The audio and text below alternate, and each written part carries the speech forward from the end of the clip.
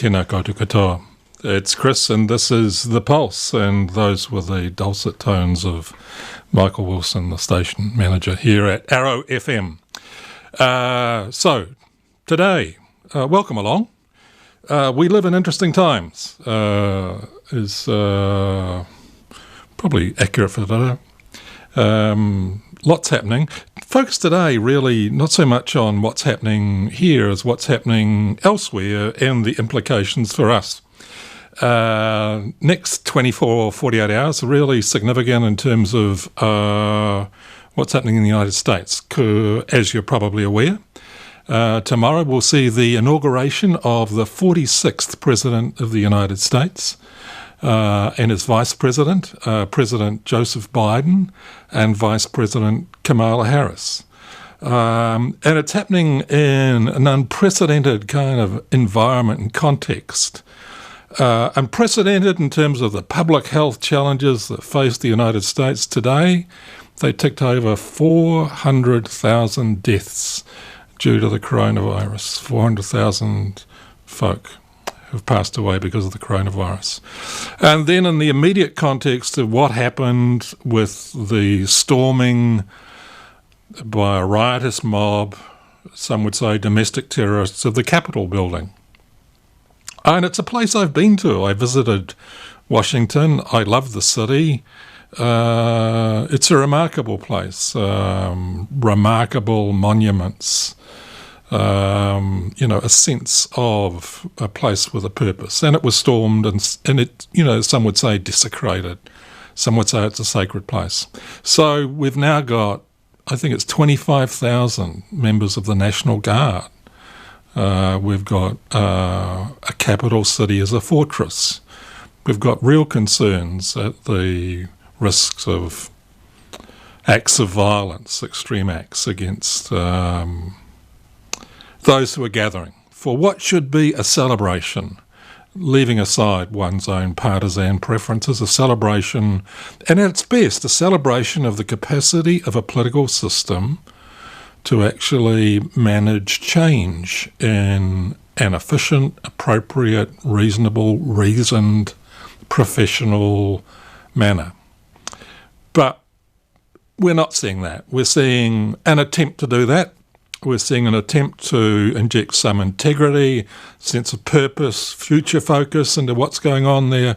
But we're also seeing a president petulant to the last minute, who will not go to the inauguration, who probably would not be welcome at the inauguration.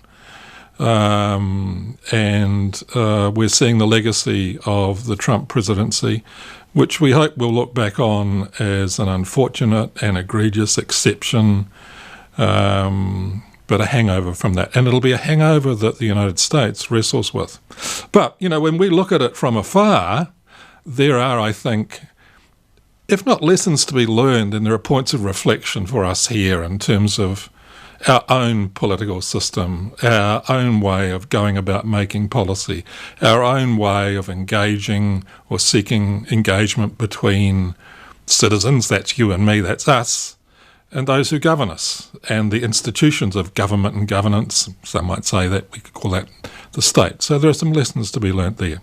Anyway, one of the interesting things about the inauguration is that the incoming team has put together a playlist of music, which they think, in its diversity and its sweep, captures, I guess, in all sorts of different ways, the qualities that they're looking for, in the incoming presidency. And there are 46 songs. So if you want to know what the 46 songs are, you can simply go and use Auntie Google and put in Biden-Harris presidency songs or music. I've actually downloaded the playlist and I have it in my Spotify.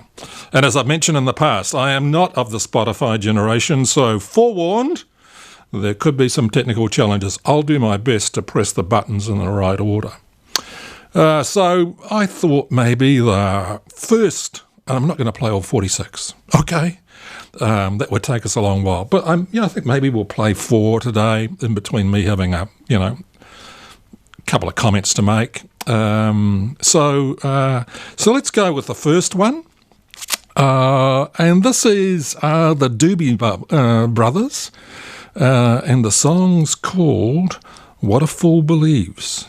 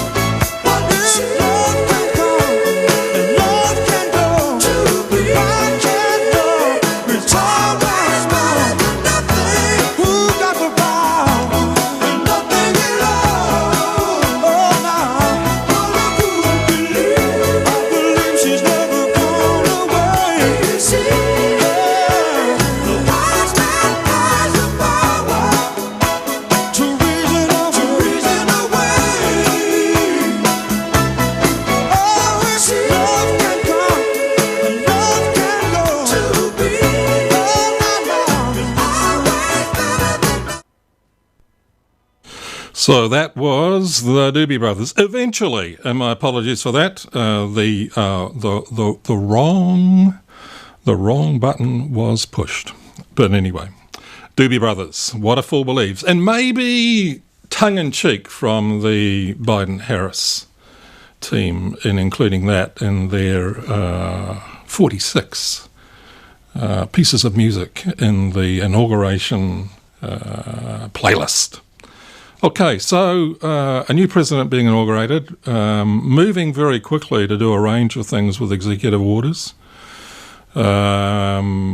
signalling very clearly that the United States is going to re-engage with the international community, having adopted a sort of isolationist, America first, nationalistic kind of approach under President Trump.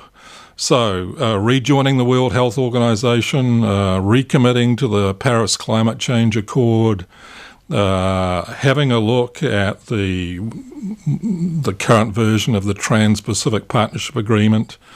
Certainly in terms of the international dimension, and I defer to others who are much more expert than I am, but a more outward-looking United States. So some differences there, and some, really interesting appointments that are being made to, the president's cabinet. Not a cabinet in the way that we have a cabinet here, because you have the separation of powers and you have these nominations from the president-elect going through the Senate confirmation process at the moment in the United States. So we look back on 4 years of the Trump presidency. We look at the challenges facing the incoming administration, and are there takeouts for us here a long way away in terms of government and governance and how we do things, or how we should do things, maybe how we shouldn't do things we should be wary of. So here's just a couple of takeouts, and we'll break them up over the course of the program, and interspersed with some music. I think the first takeout is that when it comes to policy and policy change, particularly over the long run, there are winners and losers. There are distributional consequences attached to areas of policy. I guess we can see that in New Zealand at the moment with issue of the housing market. We've got a housing market going gangbusters, and it makes it really difficult for first-home owners to save the amount of money they're going to need to get a deposit, to then go to a bank, to convince the bank, yep, we're good to go in terms of giving us the wherewithal to get into the housing market. So, winners and losers in that sort of situation. But more broadly in the large sweep, if you've got the kind of transformation in the economy, and as we've seen in the United States, a transformation from, large-scale manufacturing, a steel industry, motor vehicle assembly, and a transformation to, what may be a more of a kind of green economy, high tech, lots of kind of labour substitution going on with new jobs having been created. That's an economy in a state of flux, and some would say that's kind of healthy for any economy. But that kind of disruption, we can experience it, and we can experience that disruption as something that we understand, something we were expecting, something that we have some control over, or we can experience it as something that it is done to us, without prior warning, without any input from us, and without any assistance in managing the consequences. And that may kind of give rise to a sense of a them and us, of an insiders and outsiders. And there are implications, I think, in that when you look at the Trump presidency and the kind of constituency that he appealed to, that he was appealing to people who increasingly had a sense that they were outsiders. They were people that things were done to, not people with whom things were done. So, implications there, I think, for government and governance, it's about the people. And that's interesting too when we reflect on the broad kind of contract that informs how we arrange things. The first three words of the United States Constitution are we the people. We the people. And to that you could add, we the people consent to be governed on the following terms. Here's the nature of the bargain. Here's the nature of the bargain. And when the people, or a significant number of people, feel that it's not about them, that their consent has not been sought, or actions are being taken that are not in their interests, those actions risk being viewed as less than legitimate. Arguably, those actions risk a situation in which there can be an appeal to people based on the fact that they are seeing themselves increasingly as outsiders. And so there's an appeal to sort of take that back, which may resonate. Okay, so that's the start. How about some more music? How about another one from the playlist? Here we go.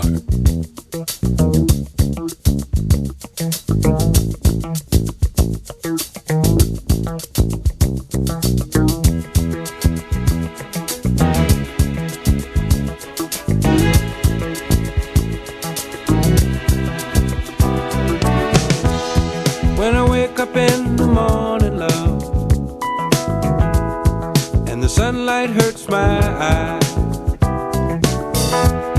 and something without warning, love, bears heavy on my mind. Then I look at you, and the world's alright with me. Just one look at you, and I know it's gonna be a lovely day.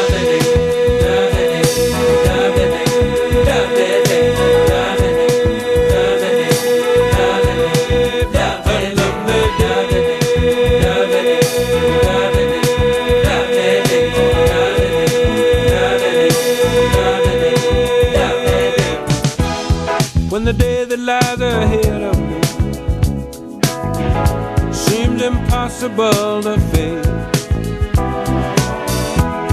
when someone else instead of me always seems to know the way,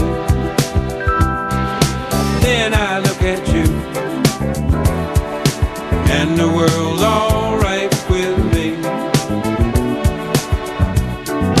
Just one look at you, and I know it's gonna be a lovely day.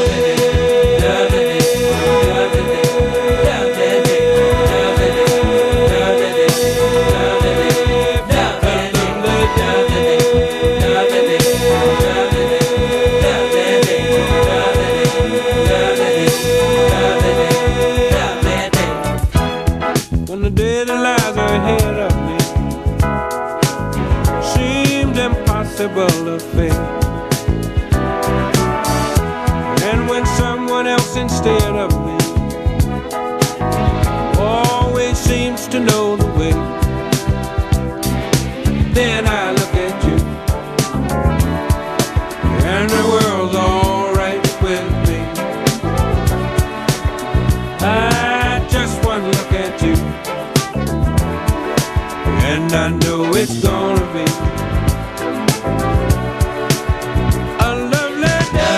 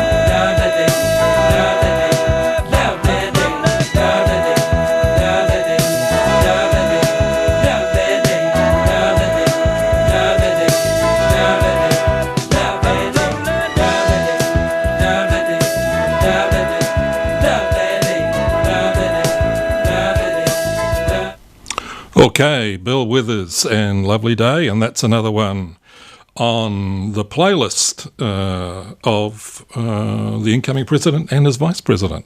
So let's hope there's going to be, quite a few of those lovely days. So far, looking back, looking forward, takeouts, risks, reflections here in Aotearoa, New Zealand. So, government involves change, disruption, Sometimes you know it's coming, sometimes you don't. COVID. Requires management. Sometimes where there's intended policy, there's a risk of people sensing in a situation where there are winners and losers, that they're losers. Sometimes in terms of the process, there's a sense of estrangement or alienation from the process that, you know, it's being done to me. No one asked me. I don't have control. So that loss of control. And when you collectivise that loss of control, you've got fertile ground for someone that says, I can give you control back. And it's interesting when we reflect on the storming of the Capitol building in the United States, that the rhetoric was very much the rhetoric of we're taking this place back. It's been taken away from us. We're asserting our rights as citizens. This is our place. This is our place. Our taxes fund this place. So, you know, what's that indicating? It's indicating, you know, although, you know, there may be some bad people or mad people, whatever, but there's a risk of a broad sentiment, you know, that kind of us and them, a distance. Now, you know, that's evident in something that really fascinates me, and it's this notion of draining the swamp. And that was a key appeal of President Trump. So, you know, what was that appeal all about of, you know, draining the swamp? Well, I think what it suggests for us is that we need to be constantly vigilant about how, you know, government and politics is perceived. And I'd have to say in Aotearoa, New Zealand, you know, mostly people don't have a great deal of interest in it. So it's not a great leap from a kind of level of neutrality, passivity, to a kind of level of suspicion and a perception that, you know, government and those involved in government are acting out of their own interests. So the word swamp and the need to drain it, what's being evoked by that? Well, what is the swamp? Well, it's self-serving, it's unresponsive, it's inefficient, and it's a place where a different kind of language is spoken. It's the language of the technocrats. Now, clearly we need specialists, whether that's in public health or whether it's in regard to decisions being made on the management of the economy writ large. And down there in Wellington, and it is largely Wellington, we have folk who are making decisions on a daily, hourly, kind of minute-by-minute basis. And that's based on delegations, that, you know, and another way of putting that is to say they have a social license to do what it is they're doing. They have a license from us to do what it is they're doing on our behalf and in the public interest. We consent. Again, we the people consent. But that consent is part of a bargain. So when we look to, say in our case, Wellington and the institutions, organisations of government, we're really saying we provide you with a licence to do certain things for us in the public interest. But you need to discharge your part of the bargain by acknowledging that there's a social licence. So you've got to acknowledge that there's a social licence. You know, you don't have a God-given right to be there in some sort of superior way, say, no, by dint of my superior knowledge, intellect, whatever, I know what's best for you. You have a social licence. Acknowledge you have a social licence. And by subjecting yourself or your organisation or your responsibility to accountability and to oversight. And you have a duty to continually keep those who have granted the licence informed and in a manner that they can understand. So you're ever conscious of the fact that the licence has been granted by folk like you and I. And we have a legitimate expectation that we're kept informed in a language that's accessible by you and I. So, gives rise to the question, I guess. I mean, that appeal was an important one in the United States for Donald Trump, draining the swamp. Does New Zealand have a swamp? Well, no, but it does have Wellington. And it does have lobbyists. And we have influencers. And we've seen politicians use bloggers as their proxies to go after individuals or organisations. So we pose the question, have there been times when the actions of people, say in that Wellington political, administrative community, particularly the political actors, have created the impression of a swamp that might need draining? Then quite possibly the answer to that is yes, and that creates a challenge. So, time for a bit more music, and again we're going to go sort of back in time this time, and we're going to go to Steely Dan, and this time it's a number, Do It Again.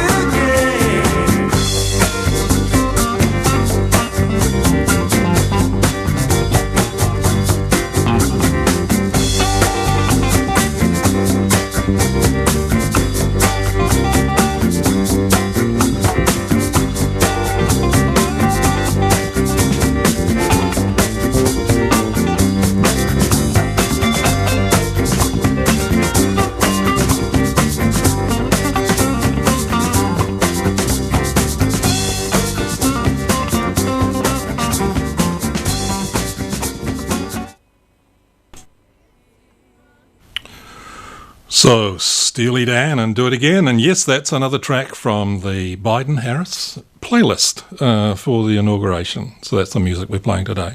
And as I say, it's available to you. Just go online and maybe do a search. Biden-Harris music playlist, 46 songs. Spotify, have it there as a playlist if anyone's into Spotify. Okay, so we're just reflecting really on what's a really important time for the United States. And tomorrow we can, if we want to, we can watch it, live on our televisions, the inauguration. But kind of drawing out some of the lessons, and there'll be lots of them. And the story's only just starting, or the conversation's only just starting, for the implications. But I mean, the really important question is under what circumstances is it possible for someone who arguably is the worst ever president of the United States to actually secure that high office? What allows that to happen? What results in people voting positively? 74 million people for someone who, even a generous interpretation would have it is, a deeply flawed kind of individual. A deeply flawed individual, but an individual who's operating off a fairly sophisticated kind of ideology. So, preventative measures. Well, I think one of the things that can manage against the risk of that happening, and, we're not immune from that risk. We've seen populist appeals work in Aotearoa, New Zealand, is to have our own big story. And I juxtapose the notion of a big story against the notion of the big lie, which Trump and his enablers have used to good, in quotes, effect, to mobilise folk. The big lie. Juxtaposed against that, the big story. What do we mean by that? We mean a compelling, fact-based, accessible story or narrative. That's our big story. It's a story that allows us to understand who we are, how we got to where we are now, and it's a shared story. It's the big story that sits above things, sits above party politics, sits above media commentary, and it enables us to have a sense of ourselves in good ways. So it's a story that we can all share and we can celebrate. Now, given what's happened in the US recently, the word patriot has become quite loaded and even debased. They were patriots storming the Capitol building. There were people of good intentions at Charlottesville. But at its core, patriotism is love of one's own country, nothing more, nothing less. Do I love my country? Yes, I do. But I'd be wary of using the word patriot now, and I guess I'd like to reclaim the word and rehabilitate it. Am I proud of aspects of my country's history? No. Am I different from others? Yes. Are there aspects of culture, history, belief, custom that I may observe from time to time, but I'm never fully able to appreciate? Yes. Is that a bad or problematic thing? No. Will that fact result in a fragmented society where we all inhabit different spaces and are all members of different tribes? No, not if we share the big story. The big story. Can we celebrate difference? Yes. Will there be disagreements? Yes, and this is a good thing. But are there limits in terms of what can be said and how it might be said? Should there be limits as an aspect of public policy on hate speech? Or does anyone have the right to say anything they want to about anyone, any group, any set of ideas? Well, that conversation continues. My view, there are limits. There should be limits, and these should be codified in law. Not to repress, but to enhance our democracy and our big story. So there needs to be that kind of big story one that we share. And I guess we got close to it, if we distill it down into a phrase. A team of 5 million, I think in many respects, captures a big story. A team of 5 million in its own way is the big story, the resilient story. Now, just on a kind of who tells stories, who sustains narratives, who creates narratives, who promotes them, the role of the news media, and this is something maybe we'll come back to. One of the lessons looking back on Trump, the Trump presidency, clearly is, what role did the media as the key kind of enabler, shaper of perception, opinion, play? And the other question is it healthy in a democracy to allow the media, by dint of who owns it, say, or the degree of concentration, for example, the one person or commercial organisation owning multiple media outlets, newspapers, radio stations, television organisations, is it healthy for them to have undue influence in shaping the climate of public opinion? In my view, yes, it is unhealthy. Now, our big story is one that allows for a vigorous contest of ideas, but we won't get that contest unless our laws and regulations relating to, say, media ownership ensure that there is a fair contest out there. In my view, Rupert Murdoch has a lot to answer for. No, I don't watch Fox News, but plenty of people do. And they may look askance at me when they find out that I watch CNN, or for that matter, read the Atlantic Monthly and the New York Times. What do we do about this, and is it relevant in the New Zealand context? Well, I'm not sure. Perhaps we'll talk about it in a future program. Do we have a problem, say, in New Zealand? Cautious no, I guess. Certainly we have people who are not shy in terms of advancing their own views, their own analysis, particularly in, say, commercial radio. And perhaps the caution has to be around how resilient our big story is in the face of media provocateurs and partisans. Okay, well, I think we've got time for one more track from the Biden-Harris playlist. And this is from a poet, performer, talent who's actually going to be performing as part of the inauguration celebrations. Someone who's visited this country, someone who I had the privilege of singing along with, if I can put it that way.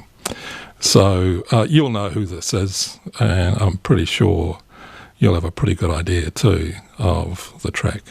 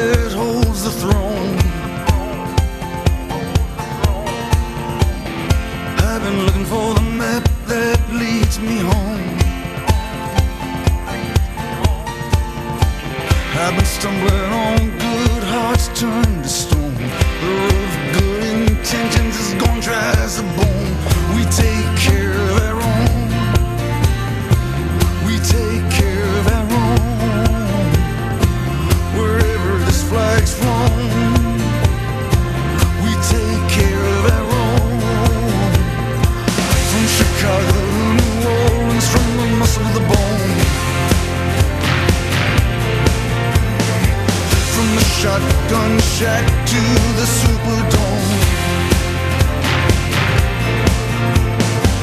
Ain't no help, the Calvary stayed home. There ain't no one hearing the bugle blown. We take care of our own. We take care of our own. Wherever this flag's flown, we take care of our own.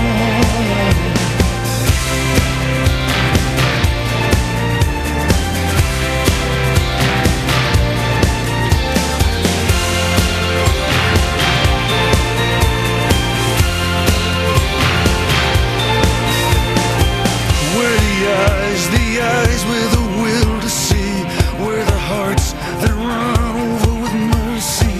Where's the love that has not forsaken me? Where's the work that'll set my hands, my soul free? Where's the spirit that'll reign over me? Where's the promise from sea to shining sea? Where's the promise from sea to shining sea?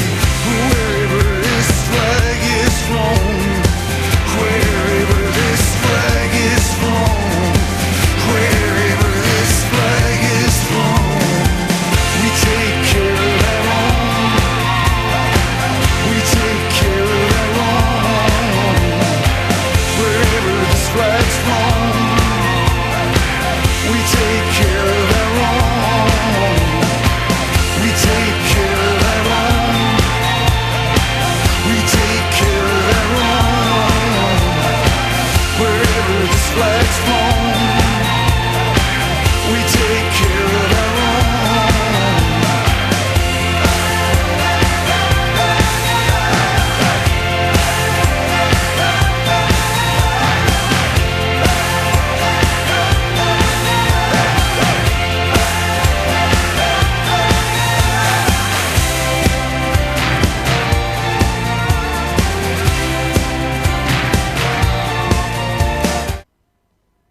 And yes, that was the boss. That was Bruce Springsteen and the E Street Band, and we take care of our own. Right, so that's the last track we're going to play from the Biden-Harris playlist. So where to wrap it up? Well, you know, as I say, we've observed with varying degrees of interest what's been going on in the United States. The story isn't over. The analysis will continue. Who knows? You know, he's got, hours left now in the White House. Will he attempt to pardon himself? Who knows?